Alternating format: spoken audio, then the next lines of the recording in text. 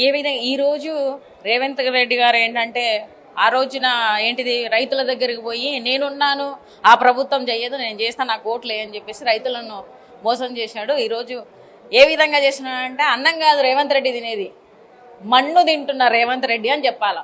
ఎందుకంటే మొత్తం ఎక్కడక్కడ అంతకుముందు వచ్చేసి కబ్జాలు ఏ విధంగా చేసుకుంటూ ఉన్నారో ఆ విధంగా కబ్జాలు ఎలాగో చేస్తాడు ఈయనకు తెలుసు కాబట్టి ఆ మాఫియా అనేది దీంట్లోకి వచ్చి చేద్దాము, మొత్తం ఏంటి ధైర్యంగా ఇంకా మొత్తం లాక్కోవచ్చు కదా ఒక పవర్ ఉంటే అన్నట్టుగా ఈ విధంగా ఈ రోజున తెలంగాణలో ఎక్కడికక్కడ ఏంటిది అక్కడ ఫ్యూచర్ సిటీ చేస్తాడంట. అసలు ఉన్న సిటీనే నీకు బాగుపరచడానికి నీ శాత కావట్లేదా? ఎందుకయ్యా నువ్వు ఏం చేస్తున్నావు నాకు అర్థం కాదు. ఎంతసేపు జనాల సొమ్ము తినడానికి తప్ప నువ్వు సంపాదించుకోవడానికి నీ చేత కావట్లే. అన్యాయంగా ప్రజలను వచ్చేసి దోచుకొని తినడానికే ఈ రోజు వచ్చేసి నువ్వు గద్దెక్కినావు అని చెప్పేసి ఖచ్చితంగా మేము ఆమ్ ఆద్మీ పార్టీ నుంచి మేము చెప్తూనే ఉన్నా 100%. నువ్వు రేపు పొద్దున వచ్చేసి ఏది మేస్త్రి గుంపు మేస్త్రిగా వచ్చిందంటే ఖచ్చితంగా ఈ గుంపు మేస్త్రి ఎక్కడెక్కడ వచ్చేసి మనం సంపాదన కొల్లగొట్టుకోవాలి, ఎక్కడెక్కడ మిగిలించుకోవాలి అన్నట్టు. అంతకుముందు వచ్చేసి నువ్వు కబ్జాలు ఏ విధంగా చేస్తున్నావు అందరికీ తెలుసు. ల్యాండ్ మాఫియా అంటే ఏంటిది అంటే ఓన్లీ రేవంత్ రెడ్డి అనేది అందరికీ తెలిసిన విషయం. ఓటుకు నోటు కేసు కూడా తెలుసు. ఈ రోజున వచ్చేసి తెలంగాణలో అసలుకి ఉద్యమానికి సంబంధం లేని నువ్వు ఈ రోజున తెలంగాణ ప్రజలకు ఏంటిది నేనున్నా అని చెప్పి ధైర్యం ఇచ్చి ఈ రోజు మొత్తానికి తెలంగాణ ప్రజల సొమ్మును వాళ్ళ అంటే ఆస్తులను కొల్లగొట్టడానికి మాత్రమే ఈ రోజు వచ్చేసి ఈయన గద్దెక్కాడు తప్ప వేరే ఏమి లేదు. అన్నం తినట్లేదు, రోజు ఒకటే చెప్తున్నాను, అన్నం అయితే తినట్లేదు. ఒక్కరోజు అన్నం తినేటప్పుడు ఆలోచించి నేను ఏం తింటున్నారా అని చెప్పేసి ఆలోచిస్తే నీకు అర్థమవుతుంది. ఈ రోజున మనం రైతన్నలకు వచ్చేసి అన్నం లేకపోతే మనం బతకలేము.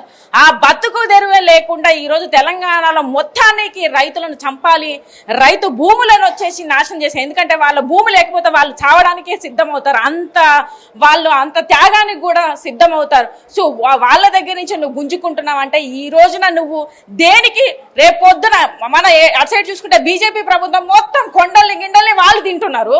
ఈయన వచ్చేసి ఇక్కడ వచ్చేసి తెలంగాణ భూములన్నీ మొత్తం ఆక్రమించుకుంటున్నాడు. మరి ఆ ప్రభుత్వం వచ్చినప్పుడు దాంట్లో ఉండి కూడా మరి ఏంటి ఇద్దరు కలిసి చేసారు. చాలా మంది వచ్చేసి దాంట్లో కూడా మేము చేసినాం కానీ ఇప్పుడు మేము దొంగలం కాదు అంటారు కొంతమంది. సో ఆ విధంగా చూసుకుంటే ఈ ప్రభుత్వాలు దయచేసి ప్రజలను ఒక్కటే కోరుతున్నా, మన సొమ్మును మన ట్యాక్సులను మన కోసం పెట్టేవాళ్ళు, మన రైతు భూములను మన రైతులను కాపాడేవాళ్ళకు మీరు ఓట్లు వేయాలని చెప్పేసి కోరుతున్నాను. ఇప్పటికైనా బయటకు వద్దాం.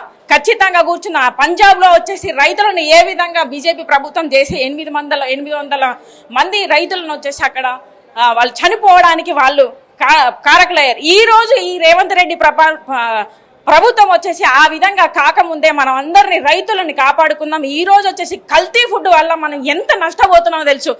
మనం ఎంత సంపాదించినా లాస్ట్ తినడానికే కదరా, ఆ తిండే లేకుండా చూసుకుంటున్నాం. కానీ మన ఇప్పుడు నిజంగా ఏ విధంగా యువతనైతే మొత్తానికి ఈ సోషల్ మీడియాకు మొత్తం ఉపజెప్పించారు. స్క్రోల్ చేసుకుంటా మీరు ఇన్స్టాల్ చూసుకుంటూ ఉండండి, మీరు క్వశ్చన్ చేయొద్దు అన్నట్టుగా ఈ ప్రభుత్వాలే ఈ సోషల్ మీడియా మీన్స్ ఈ రీల్స్ వచ్చేసి ఎక్కువగా ఎంకరేజ్ చేసుకుంటా వేస్ట్ వాటిని మనం టైం పాస్ చేసేటట్టు చేసారు.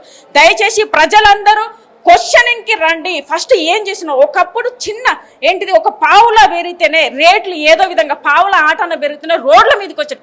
ఈ రోజున మనం వచ్చేసి కనీసం కరోనా వచ్చిన తర్వాత మనకు నిత్యావసర ధరలు రేట్లు పెరిగినాయి. అంటే ఈ రైతులను సంపాదించిందే కదా అన్నము కూరగాయలు ప్రతి ఒక్కటి నిత్యావసర వస్తువులే వాళ్ళు పండించేది. వాళ్ళనే నువ్వు వచ్చేసి ఈ విధంగా గుంజుకుంటున్నావు, భూములు గుంజుకోవడానికి ట్రై చేస్తున్నావు అంటే మనమందరం బయటికి రావాలి. ముఖ్యంగా యువత మీరందరూ బయటికి వస్తేనే ఆలోచించండి. మనం ఎవరికి ఫ్యాన్స్ కాదు, ఎవడు వాళ్ళ ఇంట్లో నుంచి సంపాదించబట్టిలో ఒకరికి ఫ్యాన్ గా ఉంటే మనం బయటికి రావాలి. మన భూములని మన ఆస్తులని తెలంగాణ ట్యాక్సులని మనం కాపాడుకుందాం. మనం కడితేనే ట్యాక్సులు కడితేనే వీళ్ళు వచ్చేసి ఈ రోజు అధికారంలో ఉన్నారు. ఈ అధికార దాహం పట్టిన వీళ్ళందరినీ మనం గద్దె దింపే వరకు పోరాడాలని చెప్పేసి కోరుతున్నాను. ఇప్పుడు వీళ్ళు ఏమంటున్నారంటే మేము ఫ్యూచర్ సిటీ కడుతున్నాం, ఫ్యూచర్ సిటీ కట్టడానికి అందరూ మద్దతు తెలుపుతున్నారు రైతులు. కావాలని కొంతమంది ఇట్లా చేస్తున్నారు. మెయిన్గా ఎవరైతే ప్రతిపక్షాల నాయకులు ఇప్పుడిప్పుడే పార్టీలు పెట్టిన వాళ్ళంతా కూడా వీళ్ళని రెచ్చగొడుతున్నారంటూ కూడా చాలా మంది కాంగ్రెస్ నాయకులు మాట్లాడుతూ ఉన్నారు. ఎట్లా చూస్తారు? ఇప్పుడు ఫ్యూచర్ సిటీ ఎవరికి ఉన్న సిటీలో ఏంటిది రైతులకు అన్నం పండించడానికి వాళ్ళకు వచ్చేసి యూరియా లేకుండా చేసినావు. యువతకు జాబులు ఇస్తా అన్నావు, జాబులు లేకుండా చేసినావు. నువ్వు 6 గ్యారంటీలు అన్నావు, 6 గ్యారంటీ ఏ గ్యారంటీ నెరవేర్చినావు? ఒక్క గ్యారంటీ కూడా నెరవేర్చలేదు. ఈ రోజున మళ్ళా ఏంటిది రైతు బంధు అంటివి, అది లేదా? 420 హామీలు అంటివి, అది లేదా?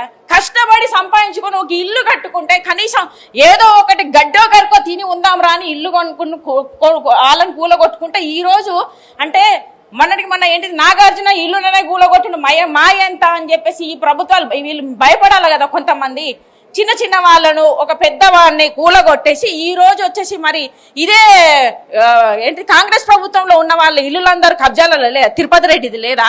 హైడ్రాల లేదా? వీళ్ళందరినీ ఎందుకు కూలగొట్టట్లేదు? సో ఈ రోజున ఎక్కడికక్కడికి ఈ ప్రభుత్వము ఓన్లీ ఫ్యూచర్ సిటీ అనే పేరుతోని ఉన్న సిటీని పక్కన పెట్టి దోచుకోవడానికి ఈరోజు ఏంటిది గాంధీ సరోవర్ అదే ప్రాజెక్ట్ సేమ్. ఈ ప్రాజెక్టులు ఎందుకు తీసుకొస్తున్నాడు అంటే తను వచ్చేసి కూడబెట్టుకోవడానికి మాత్రమే. పచ్చగా ఉన్న ఏదైనా ఉన్నది అంటే మన తెలంగాణలో ఈ కాంగ్రెస్ లో పాలనలో ఉన్న ప్రభుత్వాలలో తెలంగాణ మాత్రమే పచ్చగా ఉంది కాబట్టి అందుకే ఇక్కడి నుంచి 1000 కోట్లు తీసుకుపోయి కేరళలో ఇచ్చిండు. అందరికి తెలిసిన పుట్నాలు అమ్మినట్టు అంట. కనీసం మనకి తినడానికి తిండి లేదంటే పుట్నాల బాబతి అని మాట్లాడతాడు. అంటే పుట్నాలు అంటే పుట్నాలకు వచ్చినంత కాదు 1000 కోట్లు అంటాడు. అంత ఈజీగా ఉందా? మరి ఈ ప్రభుత్వం ఏం చేయడానికి, ప్రజలను ఏం చేయడానికి? ఊరికే వీళ్ళు మాయ మాటలు చెప్పుకుంటా ఫ్యూచర్ సిటీ అనుకుంటా ఉన్న సిటీని వచ్చేసి మొత్తం ఆగం చేసుకుంటా ఈయన మొత్తం తెలంగాణ భూములకు ఏంటిది దాని మీద కన్ను పడింది. అందుకే ఈ రోజు వచ్చేసి తను ఆ కబ్జాదారుడుగా నేను ఉండాలి మొత్తం. ఎందుకంటే అంతకుముందు ప్రభుత్వం ఉన్నప్పుడు కొంతమందితో కలిసి ఎక్కడెక్కడ కబ్జా ఎక్కడెక్కడ ల్యాండ్లు ఉన్నాయని చెప్పేసి ధరణి దాంట్లో కుమ్మక్కయ్యే చేసిన వాళ్ళు ఉన్నారు. సో దాంట్లో ఈ రోజున చూసుకుంటే మేము అప్పుడు దొంగలేం కానీ ఇప్పుడు దొంగతనం చేయము అని కొంతమంది వస్తారు. కానీ ఆ దొంగ బ్యాచ్లను నమ్మొద్దు. ప్రజలు ముఖ్యంగా మన రైతన్నలను కాపాడుకుంటేనే మనం రోజు అన్నం తిని బతకగలుగుతాం. ముఖ్యంగా ఈ రైతులకు సపోర్ట్ చేయాలి. శ్రీశైలంలో ఇప్పుడు ఏదైతే వచ్చేసి వీళ్ళు రంగారెడ్డి డిస్టిక్ మొన్న కూడా మాట్లాడండి. రంగారెడ్డి డిస్టిక్ లో ఉన్న ల్యాండ్ల కంటే అక్కడ పిల్లనియాలంటే ఒక ఎకరం ఉంటే చాలు పిల్లనియొచ్చు. అంటే జనాలకు ఏం చెప్తున్నాడంటే నేను అక్కడ రంగారెడ్డిలో ఉన్న ల్యాండ్లన్నీ ఇంకా గుంజుకోబోతున్నా, మీరందరూ రెడీగా ఉండండి అనే టైప్ లో చెప్తున్నాడు. ఇంటిస్తున్నాడు. జాగ్రత్త. మన రంగారెడ్డి వాళ్ళందరూ, నేను కూడా రంగారెడ్డి డిస్టిక్ లోనే ఉన్నాను కాబట్టి మా భూములను గుంజుకోవడానికి ప్రయత్నం చేస్తున్నాడు. దయచేసి అక్కడ వాల్యూ పెరిగింది కాబట్టి ఈ రోజు రేవంత్ రెడ్డి కన్నా అక్కడ పడింది. మనందరం రైతన్నలకు సపోర్ట్ ఇవ్వాలి, లేకపోతే రేపొద్దున మనకే అన్నం ఉండదు. యువత ముందుకు రావాలి, ముఖ్యంగా యువత ముందుకు రావాలి. అదొక్కటి నేను కోరుకున్నా. ఈ పిచ్చి ఈ ఏంటిది గ్రూపిజాలు లేకపోతే వచ్చేసి సోషల్ మీడియాలో వచ్చేసి రీళ్లు చూడడం కాదు, మనం రోడ్డు మీదకి వచ్చి పోరాడాలి. ఈ రోజున వచ్చేసి ఒక 500 రూపాయలు 1000 రూపాయలు ఇస్తే ప్రోగ్రాంలకు పోతున్నాం. మనకైనా సిగ్గుండాలా? అది వదిలేయండి. ఫస్ట్ మన సొమ్మును వీళ్ళే మనకి ఇస్తున్నారు. వీళ్ళు 500 1000 రూపాయలు ఓట్లకి ఇచ్చినా ఈ రోజు ప్రోగ్రాంలకు ఇచ్చినా మన పైసలే ఇస్తున్నారు. 1000 రూపాయలు ఇచ్చాడంటే రేపు పొద్దున వాడు 1,00,000 రూపాయలు తీసుకుంటాడు. అదే ఒక్క రోజులోనే. అది గమనించాలి. యువత అందరూ బయటికి రావాలి. రైతులను కాపాడుకుందాం. రైతులను కాపాడుకుంటేనే మనం వచ్చేసి బతకడానికి అవకాశం ఉంటుంది. మన బతుకు తెరివే రైతన్నలు కాబట్టి రైతన్నలకు మద్దతు ఇవ్వాలని చెప్పేసి మనం తెలంగాణ పోరాటం చేసినాం. కానీ ఇప్పుడు మళ్ళీ పోరాటం రైతన్నల కోసం చేస్తేనే మనం తెలంగాణలో బతకగలుగుతాం అని చెప్పేసి ఖచ్చితంగా చెప్తాం.